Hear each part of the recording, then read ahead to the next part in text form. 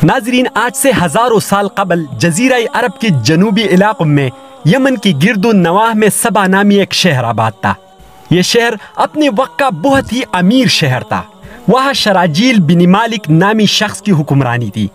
ناظرین، شراجیل بن مالک کے مرنے کے بعد اس شہر کی حکمرانی کا تاج اس کی بیٹی بلقیس کی سر سجا۔ بعض مورخین کے مطابق ملکہ بلقیس کی والدین میں سے ایک جنات میں سے تھی، مگر اس نظریے کی کوئی واضح دلیل موجود نہیں ہے۔ ملکہ بلقیس ایک نہایت حسین اور ذہین عورت تھی جس نے یمن پر تقریباً 9 سال نہایت خوبصورتی سے حکومت کی۔ ملکہ بلقیس کی دور میں دنیا کے بیشتر ممالک کے ساتھ جو تجارت ہوتی تھی وہ سبائیوں کے کنٹرول میں تھی، اور یہی وجہ تھی کہ یہ قوم نہایت ہی دولت مند تھی، مگر یہ قوم شرک میں مبتلا تھی۔ ناظرین، ملکہ بلقیس اگرچہ بہت ذہین اور اس کی قوم نہایت امیر و طاقتور تھی، لیکن یہ وہ زمانہ تھا جب مشرق سے مغرب تک ایک عظیم واحد بادشاہ اور اللہ کے نبی سلیمان ابن داؤد علیہ السلام کی طاقت اور حکومت اور جاہ و جلال کا ڈنکا بجتا تھا۔ حضرت سلیمان علیہ السلام کی حکومت دنیا کے بیشتر ممالک میں تھی، جس کا دارالخلافہ یروشلم تھا۔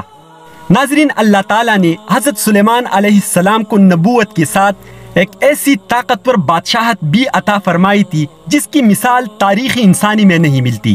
اللہ تعالیٰ نے حضرت سلیمان علیہ السلام کو نہ صرف انسانوں بلکہ ہوا، جنات، چرند و پرند اور حیوانات پر بھی حکمرانی عطا فرمائی تھی۔ ناظرین، ایک دن حضرت سلیمان علیہ السلام نے دربار لگایا اور سب کو حاضر ہونے کا حکم دیا۔ جن و انس، جانور، چرند و پرند سب حاضر ہوئے، لیکن ان کا چہیتا پرندہ ہدہد غائب تھا۔ یہ ہدہد زمین کے نیچے پانی تلاش کرنے کا ماہر تھا، اور اس وقت حضرت سلیمان علیہ السلام کو اس کی ضرورت تھی۔ آپ علیہ السلام نے پوچھا ہدہد کہاں ہے، لیکن کسی کو بھی اس کے بارے میں معلوم نہیں تھا۔ آپ علیہ السلام نے فرمایا کہ اگر ہدہد اپنی غیر حاضری کی کوئی مناسب وجہ پیش نہ کر سکا تو اسے سخت سزا دی جائے گی۔ ناظرین، کچھ دیر بعد ہدہد دربار سلیمان ابن داؤد علیہ السلام میں حاضر ہو گیا۔ آپ علیہ السلام نے غیر حاضری کی وجہ پوچھی تو ہدہد نے بڑے ادب و احترام سے جواب دیا، اے اللہ کے پیغمبر، میں الٹے ایک ایسے ملک پہنچ گیا تھا جہاں ایک رانی ایک بہت بڑے تخت پر بیٹھ کر حکومت کرتی ہے۔ لوگ اسے بلقیس کہہ کر پکارتے ہیں۔ اس کے تخت میں قیمتی ہیرے جواہرات اور لال جڑے ہوئے ہیں۔ اس کے پاس تمام شاہی سامان، آرائش و زیبائش موجود ہے، لیکن وہاں کے لوگ شرک میں مبتلا ہے۔ وہ آگ اور سورج کی پوجا کرتے ہیں۔ حضرت سلیمان علیہ السلام نے کہا، اگر تمہاری بات سچ ہے تو میرا ایک خط اس ملکہ تک پہنچاؤ تاکہ وہ شرک سے باز آ جائے، اور خط پہنچانے کے بعد وہاں بیٹھ کر سنو کہ وہ کیا رد عمل اختیار کرتی ہے، اور پھر آ کر مجھے خبر دینا۔ ناظرین، ہدہد خط لے کر روانہ ہوا۔ صبح پہنچ کر خط ملکہ بلقیس کی گود میں گرا دیا۔ ملکہ نے خط پڑھنا شروع کیا، جو کچھ یوں تھا، شروع اللہ کے نام سے جو بڑا مہربان اور رحم فرمانے والا ہے۔ یہ عزت والا خط سلیمان ابن داؤد کی جانب سے ملکہ بلقیس کی طرف ہے۔ جو ہدایت کی پیروی کری اس کے لیے سلامتی ہے۔ مجھ پر غلبہ کی خواہش نہ کرو، میرے مقابلے میں سرکشی اختیار نہ کرو، بلکہ فرمان بردار اور مطیع ہو کر میرے پاس آ جاؤ۔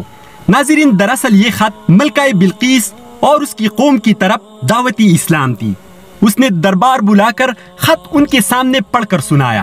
دربار میں اس وقت 300 کے قریب سردار بیٹھے ہوئے تھے۔ جب انہوں نے خط سنا تو اسے اپنا توہین سمجھے اور حضرت سلیمان علیہ السلام سے جنگ کا ارادہ ظاہر کیا، مگر ملکہ بلقیس بہت سمجھدار تھی۔ اس وقت عقل مند بلقیس نے اپنے امیروں اور وزیروں کو سمجھایا کہ جنگ مناسب نہیں ہے، کیونکہ اس سے شہر ویران اور شہر کی عزت دار باشندے ذلیل و خوار ہو جائیں گے۔ اس لیے میں یہ مناسب خیال کرتی ہوں کہ کچھ تحائف ان کے پاس بھیج دوں۔ اس سے امتحان ہو جائے گا کہ حضرت سلیمان صرف بادشاہ ہے یا اللہ تعالیٰ کی نبی بھی ہے۔ اگر وہ نبی ہوں گے تو ہرگز تحائف قبول نہیں کریں گے، بلکہ ہم لوگوں کو اپنی دین کی اتباع کا حکم دیں گے، اور اگر وہ صرف بادشاہ ہوں گے تو ہمارے تحفے قبول کر کے نرم ہو جائیں گے۔ چنانچہ بلقیس نے 500 غلام، 500 لونڈیا بہترین لباس اور زیوروں سے آراستہ کر کے بھیجے، اور ان لوگوں کے ساتھ 500 سونے کی اینٹیں اور بہت سے جواہرات اور ایک خط اپنے قاصد کے ساتھ بھیجا۔ नाज़रीन, हुदहुद ये सब देखकर रवाना हो गया और हजरत सुलेमान अलैहिस्सलाम के दरबार में आकर उनको सब कुछ बता दिया। हजरत सुलेमान अलैहिस्सलाम ने जिन्नात को हुक्म दिया कि शहर के दाखिली रास्ते पर सोने चांदी की ईंटों का फर्श बिछा दिया जाए। रास्ते के दोनों जानिब सोने के अजीबुल खिलकत जानवर खड़ी कर दिए जाए और दरबार को हीरे जवाहिरात से मुज़य्यन किया जाए। नाज़रीन, जब मलकाई बिल्कीस का कासिद दरबारी सुलेमान अलैहिस्सलाम में पहुंचा और उन्होंने ये सब देखा तो शर्मिंदा हुई। नाज़रीन, हजरत सुलेमान अलैहिस्सलाम ने गज़बनाक होकर कासिद से फरमाया, क्या तुम लोग माल से मेरी मदद करना चाहते हो? तो जो कुछ मुझे अल्लाह ने दिया है वो इससे ज्यादा है जो तुम्हें दिया है। तुम लोग अपने तहाइफ लेकर वापस जाओ और हमारा इंतजार करो। हम एक बड़ा लश्कर लेकर तुम्हारी तरफ आएंगे और तुम सबको शहर से जलील करके निकाल देंगे। नाजरीन, जब ये खबर मलकाई बिल्कीस को पहुंची तो समझ गई कि वाकई ये अल्लाह की नबी है। लिहाजा उसने जंग के बजाय हजरत सुलेमान अलैहिस्सलाम के दरबार में हाजिर होकर उनकी इताअत करने का फैसला किया। नाजरीन, हजरत सुलेमान अलैहिस्सलाम ने अपनी नबूवत की सदाकत पर दलील दिखाने के लिए मलका का तख्त उसकी आमद से पहले मंगवाने का इरादा किया।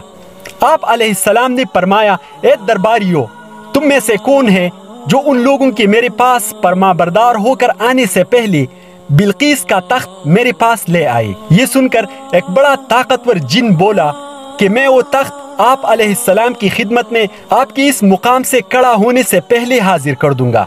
हजरत सुलेमान अलैहिस्सलाम ने फरमाया, मैं इससे भी जल्दी चाहता हूँ। इस पर आप अलैहिस्सलाम के एक वजीर आसिफ बिन बरखिया रज़ी अल्लाह ताला अन्हु ने अर्ज की, जो किताब का इल्म जानते थे, कि मैं इसे आपकी बारगाह में आपके पलक झपकने से पहले ले आऊंगा।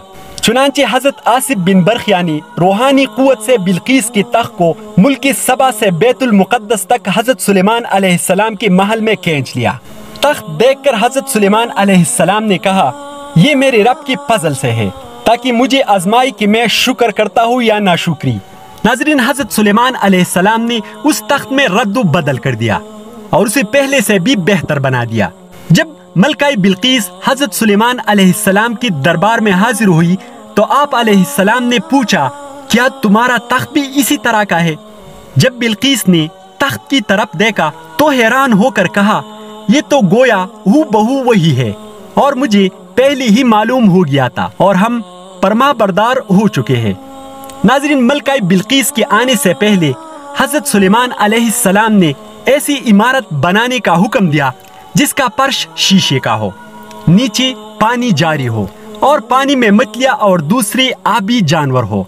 हजरत सुलेमान अलैहिस्सलाम उस इमारत में अपने शाही तख्त पर जलवाई अफरोज थे और आपके सामने शीशे के नीचे पानी पूरी आबुताब से बह रहा था। मलका बिल्कीस को इस महल में लाया गया। जब उसने फर्श को देखा तो समझी कि ये पानी का एक हौज है, इसलिए बिल्कीस ने अपने पंडलियों से कपड़ा उठा लिया। हजरत सुलेमान अलैहिस्सलाम ने कहा, ये तो शीशे का चिकना फर्श है। तब मलकाई बिल्कीस शर्मिंदा हुई और उस पर यह जाहिर हो गया कि जिस तरह वो शीशे के सहन को पानी का हौज समझ बैठी, इसी तरह उसने और उसकी कौम ने सूरज की चमक और दमक देखकर उसे माबूद समझ लिया। उसे अपने पास गलती पर निहायत शर्मिंदगी हुई। बिल्कीस ने कहा, ए मेरे परवरदिगार, मैं सूरज की पूजा करके अपने आप पर जुल्म करती रही हूँ और अब मैंने सुलेमान अलैहिस्सलाम के साथ अपने रब की इताअत कबूल कर ली है।